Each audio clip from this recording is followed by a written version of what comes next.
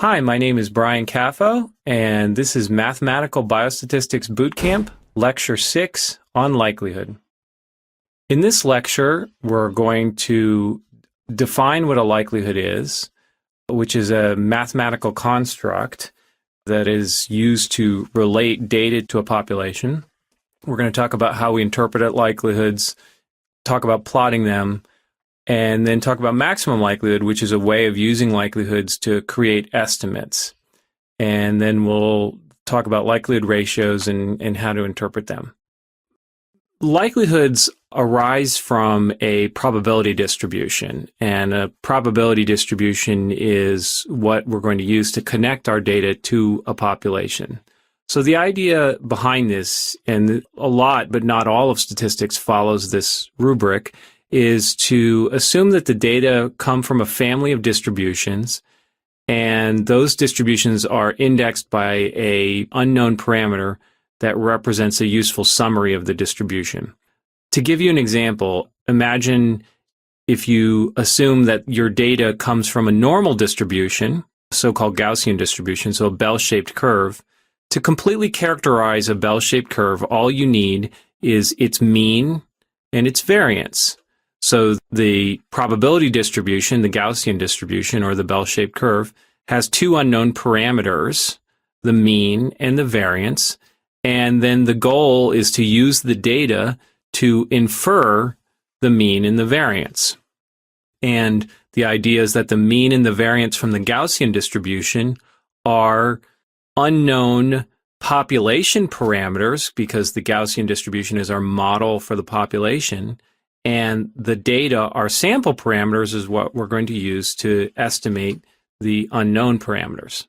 So the nice part about this approach, other than quite a bit of other directions in statistics, is that the sample mean, the sample variance, these are all estimators. With a population model, you actually have estimands. The sample mean is actually estimating something. It's not just a statement about the data, it's an estimate of the population. And that's what we're going to be talking about today. We're going to be talking about a particular way of approaching estimation and summarizing evidence in the data when you assume a probability distribution using likelihood.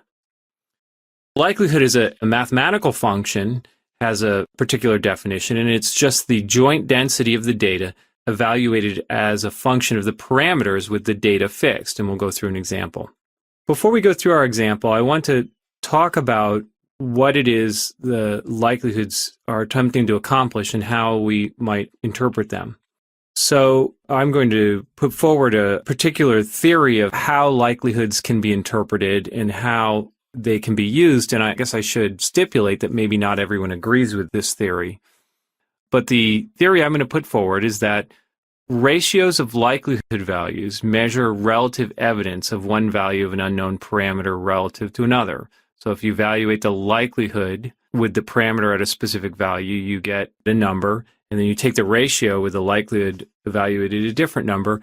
That ratio, if it's bigger than 1, it's supporting the hypothesized value of the parameter in the numerator. If it's less than 1, it's supporting the hypothesized value of the parameter in the denominator.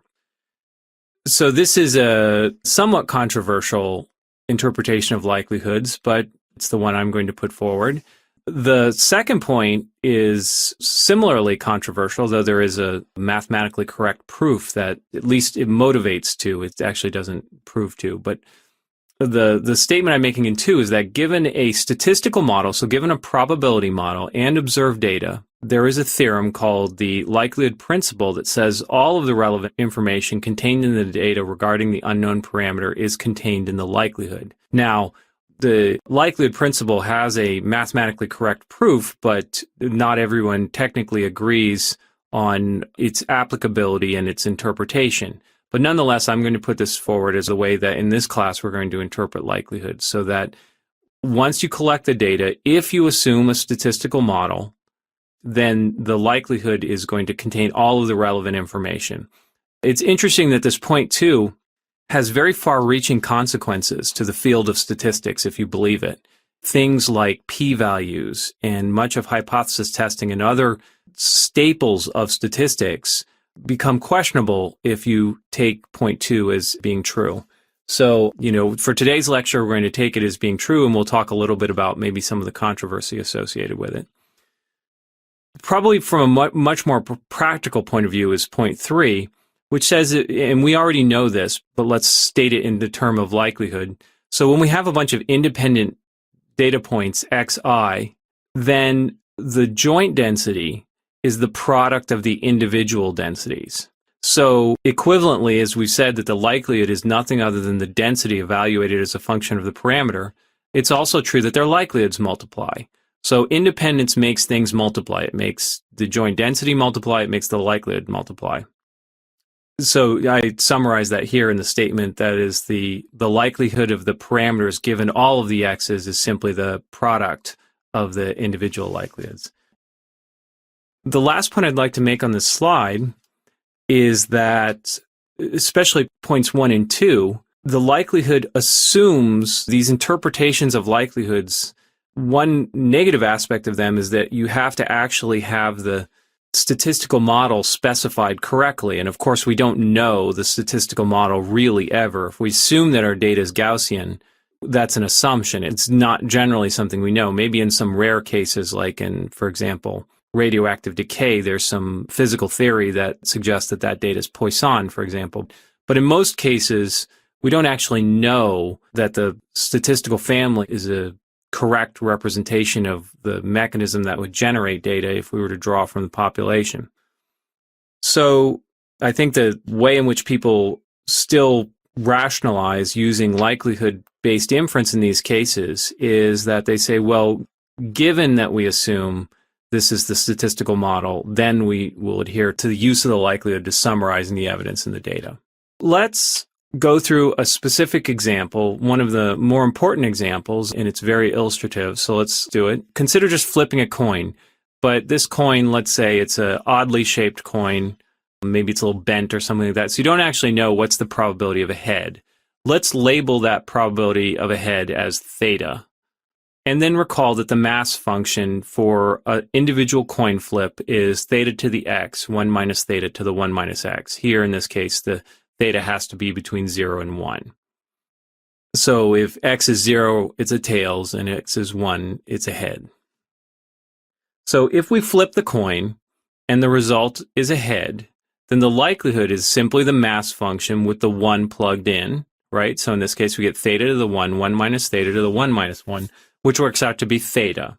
So the likelihood function is the line theta, where theta takes values between 0 and 1. And if you accept our law of the likelihood and likelihood principle and interpretations of likelihood that I sort of outlined in the previous page, then this says that consider two hypotheses. The hypothesis that the coin's true success probability is 50%, 0.5, versus the hypothesis that the coin's true success probability is 0.25. In the light of the data, right, the one head that we flipped and obtained, the question is, what is the relative evidence supporting the hypothesis that the coin is fair, 0.5, to the coin is unfair with the specific success probability of 0.25? We would take the likelihood ratio, which is then 0.5 divided by 0.25, which works out to be 2. So if you accept our interpretation of likelihoods, this would say there's twice as much evidence supporting the hypothesis that theta equals 0.5 to the hypothesis that theta equals 0.25. So that's the idea behind using likelihoods for the analysis of data. Now let's just extend this example. So suppose we flip our coin from the previous example, but instead of flipping it just once, we get the sequence 1, 0, 1, 1. I have kind of a funny notation here. I'm going to write script L as the likelihood, and L is a function of theta, but it depends on the data that we actually observe, 1, 0, 1, 1. And so we're assuming our coin flips are independent. And so what happens with likelihoods? Well, we take the product. So here I have the first coin flip, theta to the 1, 1 minus theta to the 1 minus 1. Here I have the second coin flip, theta to the 0, 1 minus theta to the 1 minus 0, and so on. So I take the product of all of those, and you get theta cubed to the 1 minus theta raised to the first power. And that's the likelihood for this particular configuration of ones and zeros from 4 coin flips. Notice, however, that the order of the ones and the zeros doesn't matter. Regardless of the order, as long as we got 3 ones and 1 tail, the likelihood was going to be equivalent. It was going to give you theta to the 3, 1 minus theta to the 1. So that is a property of likelihoods. It's illustrating that if you have a coin, the particular configurations of zeros and ones doesn't matter. All of the relevant information about the parameter theta is contained only in the fact that we got a specific number of heads and a specific number of tails. It doesn't depend on the order whatsoever. And in this case, because we know how many coin flips we have, all we need to know is the specific number of heads. So instead of writing likelihood of theta depending on 1, 0, 1, 1, we might write it as likelihood of theta depending on getting 1 tail and 3 heads, because it's the same thing. The order is irrelevant. This, by the way, raises the idea of so-called sufficiency. In this case, the number of heads and the total coin flips is sufficient for making inferences about theta. You don't need to know the data actually. All you need to know is the total number of heads and the number of coin flips.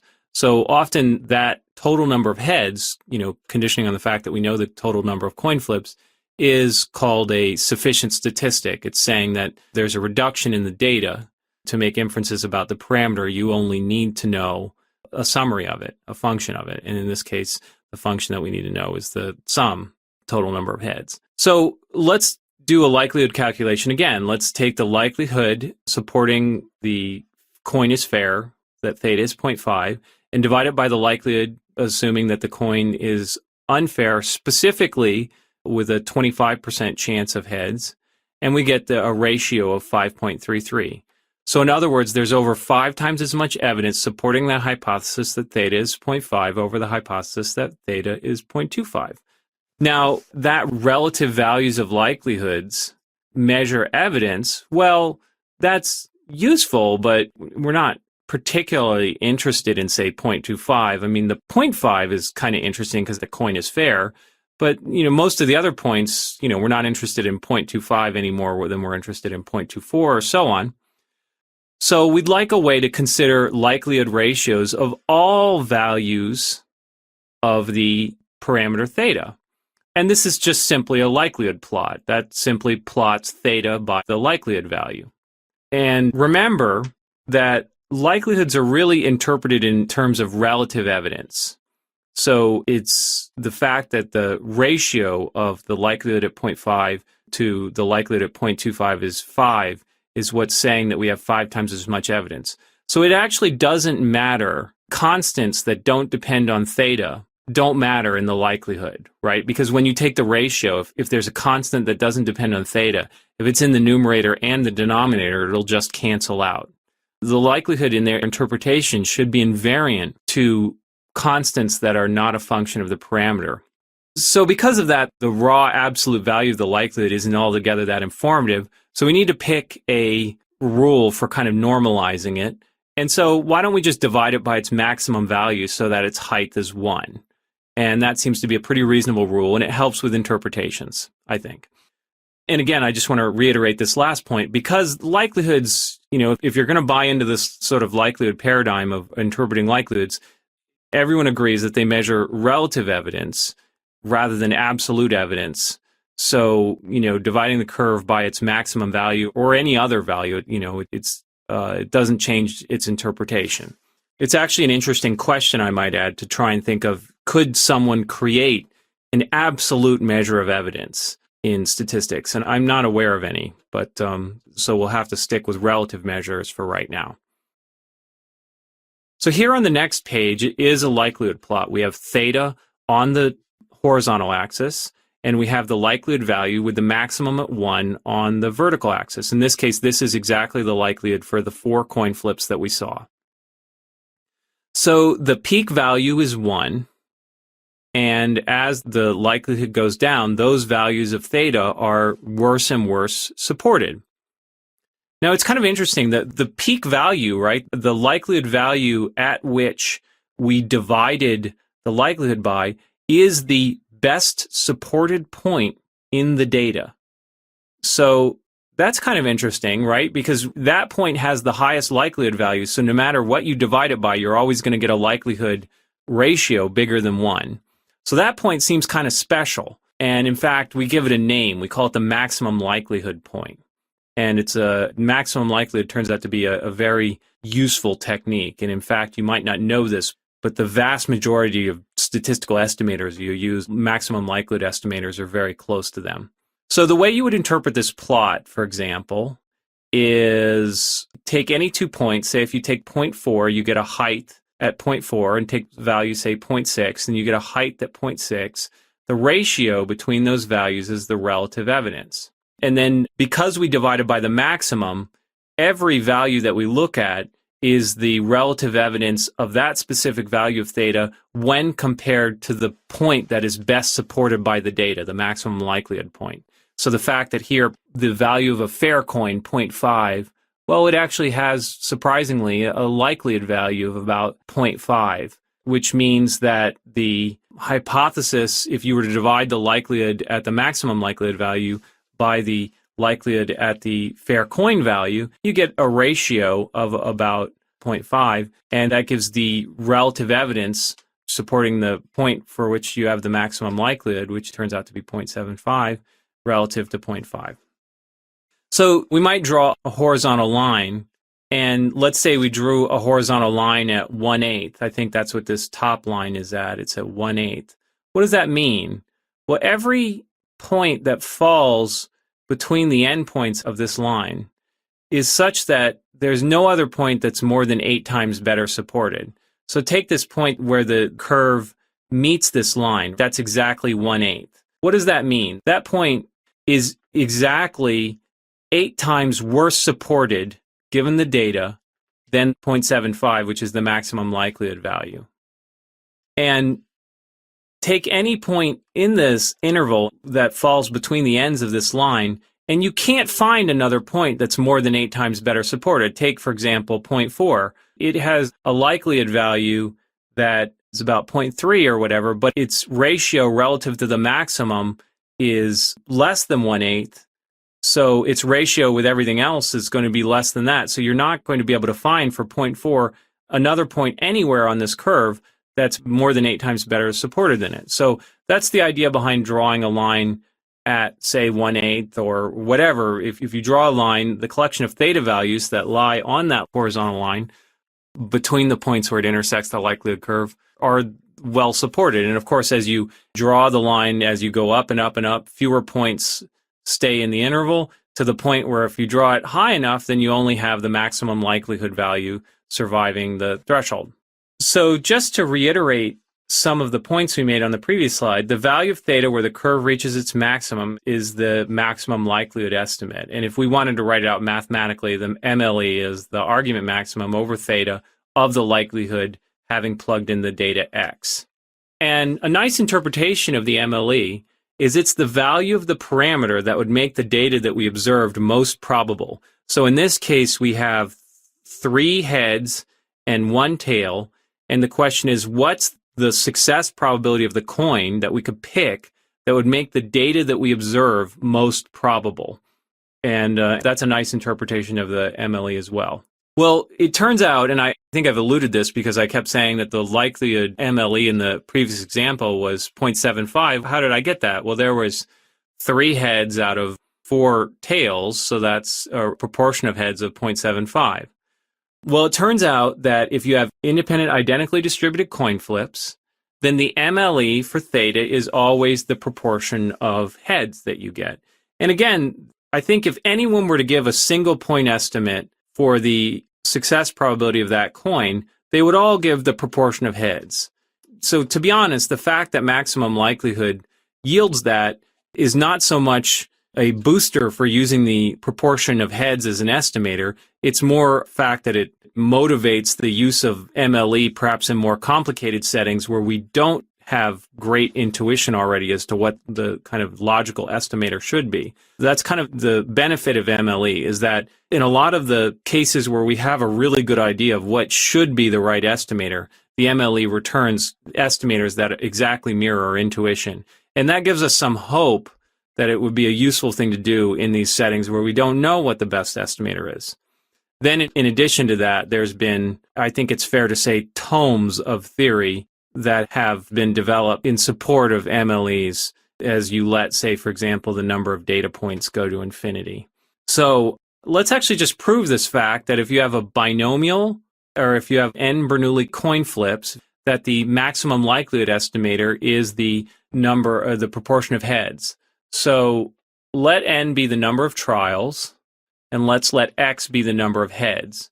And remember that in this case, the likelihood is theta to the x, 1 minus theta to the n minus x. So theta to the number of heads, 1 minus theta to the number of tails.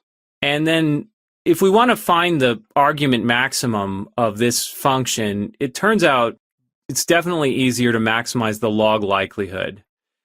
And this is almost a general principle in statistics that when you have a bunch of independent things and you want to maximize a likelihood, you're better off maximizing the log likelihood.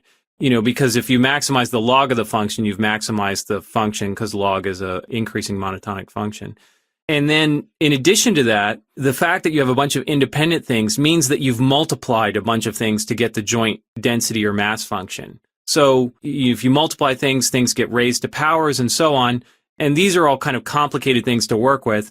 Addition is much easier to work with. So log kind of converts products into sums, and that's really quite useful. So x, which is a power, is no longer a power on the log scale, and you get x log theta plus n minus x log 1 minus theta, which is a much easier function to work with.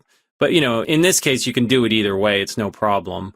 But one of the reasons it helps in general is that it takes care of the annoying products that you get from independence and multiplying a bunch of densities or mass functions together. If we take the derivative, we get x over theta, n minus x over 1 minus theta. And if we want to solve for the inflection point, we'd set this equal to 0, and we set it equal to 0, and I'm not going to churn through the calculations. If you actually set it equal to 0 and just bring the two terms on either side, it's pretty clear that theta equal to x over n solves that equation. You have 1 minus x over n times theta plus equal to 1 minus theta times x over n. It's pretty clear if you plug in x over n that you're going to get a valid equality there. But you could churn through the calculations and get to the fact that theta is solved at x over n. So in other words, the value of theta that makes the observed data most likely in IID Bernoulli trials is the proportion of heads. Now, in below, I check the second derivative condition to make sure the likelihood is concave. So, this technically doesn't handle if you got all failures or all successes, but maybe just do those cases on your own. So what constitutes strong evidence? If we're going to treat the likelihood as our arbiter of evidence and likelihood ratios as measures of evidence, we would like to maybe build up some intuition. And, a friend and a faculty member here taught me this idea of, well, why don't we just use kind of coin flipping as the mechanism for building up our intuition with strength of evidence?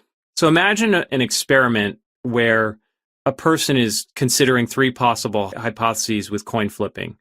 The coin has tails on both sides, in other words, theta equals 0. The coin is fair, theta equals 0.5, versus the coin has heads on both sides, theta equals 1. And so here we have hypothesis 1, hypothesis 2, and hypothesis 3. And now I have this table for the possible outcomes. So let's suppose I flip the coin and it's head. And I've done this experiment. Unfortunately, it's difficult to do this experiment in this setting, but I've done it in class, and you'll just have to take my word for it. On one coin flip, pretty much no one's willing to ditch the hypothesis that the coin is fair. So at one coin flip, let's suppose you get a head, right? The probability of a head, given the first hypothesis that the coin has tails on both sides, is 0.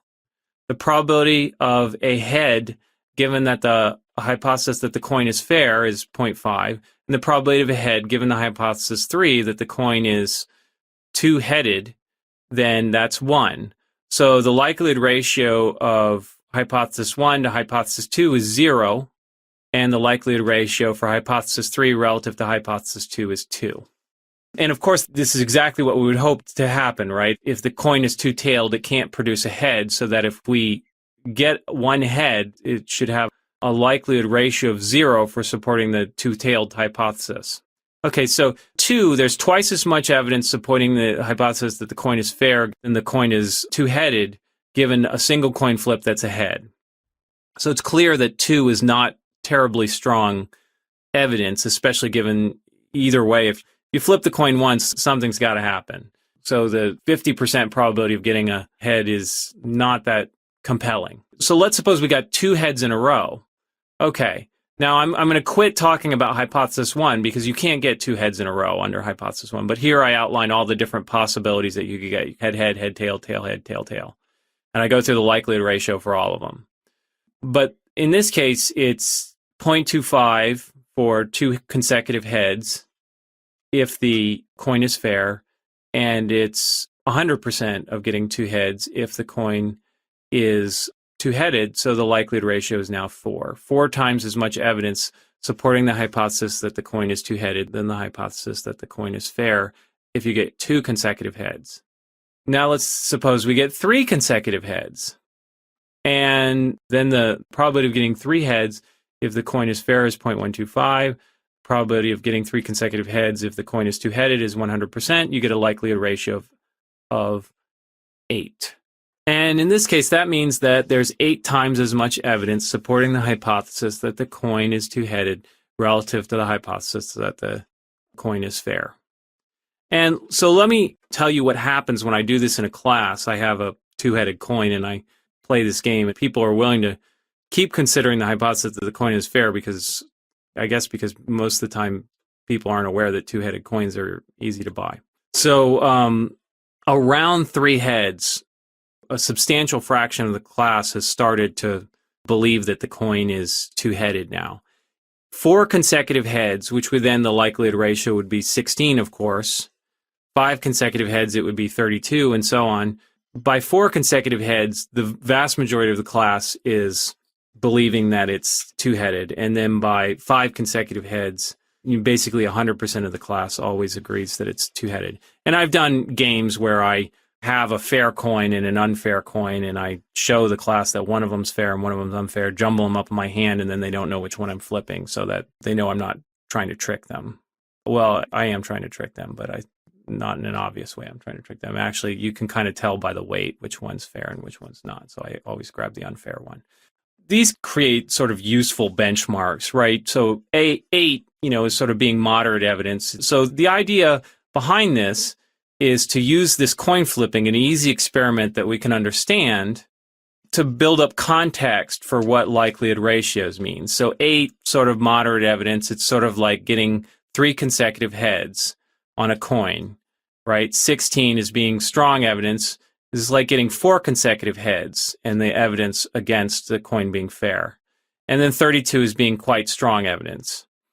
And, these are, admittedly, the coin is useful context, but these are no more arbitrary, say, than the existing threshold that, say, is used on p-values, where people just arbitrarily pick 5% as their cutoff for type 1 error rates, if you're aware of this sort of thing.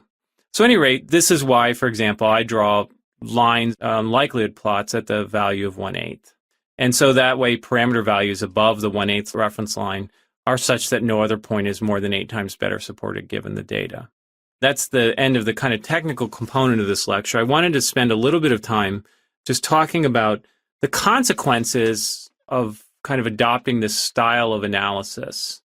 So pretty much every major paradigm in statistics, Bayesianism, frequentism, this likelihood paradigm, pretty much every paradigm in statistics agrees if you assume a probability model and act as if it's true, then the likelihood ratio is a central component to the theory. If you take enough mathematical statistics, you'll see this. The particular paradigm that I'm discussing today then goes beyond this relatively benign use of likelihood ratios that occur in the other areas. What I'm talking about today, right, is that not just that the likelihood ratio is useful, but that likelihood ratios measure relative evidence, and that given a statistical model and observed data, all of the relevant information is contained in the likelihood. And this has kind of far-reaching consequences to the field of statistics. If you go beyond just saying likelihoods are useful to going to say not only are they useful, but they have these properties, then it changes quite a bit of statistics. So, for example, much of statistics is devoted to things like hypothesis testing and p-values and other variants of statistics where the interpretation of the statistics involves potentially fictitious repetitions of an experiment. So, for example, if you've ever heard of a confidence interval, the interpretation of a confidence interval is quite confusing, but it's something along the lines of, if you were to use this technique over and over again, you would obtain these intervals that contain the things that they're trying to estimate, say 95% of the time. Well, if you kind of adopt this strong variant of interpreting likelihoods, then that suggests that that interpretation can't be valid because it involves potentially fictitious repetitions of the experiment, which do not depend on the likelihood for the data at hand. So it cannot possibly be useful, or it cannot have any additional evidence. So some of the things that get disputed if you adopt this paradigm are p-values, hypothesis testing, multiple corrections. And these are the big ones that come to the top of my head, which is very disputed because in many ways these techniques seem very central to the idea of statistics. So I really just wanted at this point to introduce people to these concepts, state the consequences of this theory. I think for the purposes of this class, what I would hope you would know after this lecture is what a likelihood is. You would know that regardless of what kind of paradigm of statistics you're in, higher likelihoods generally refer to better supported values of the parameter, and I would hope that you would understand about the principle of maximum likelihood. Thank you for listening. This was Mathematical Biostatistics Bootcamp Lecture 6, and I look forward to seeing you for the next lecture.